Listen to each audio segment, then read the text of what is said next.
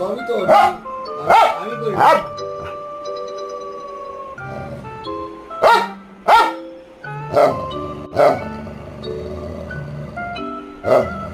জানি কালকে 6:50 গাড়ি করবো যে আমার ঘর থেকে আমার করছি।